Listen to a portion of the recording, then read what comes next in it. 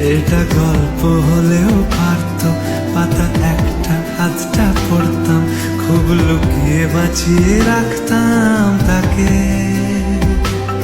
জানি আবার আসবে কালকে, নিয়ে পালকি পালকি ভাবনা, ফের চলে যাবে করে একলা আমাকে। বোঝে না সে, বোঝে না, বোঝে না সে, বোঝে না।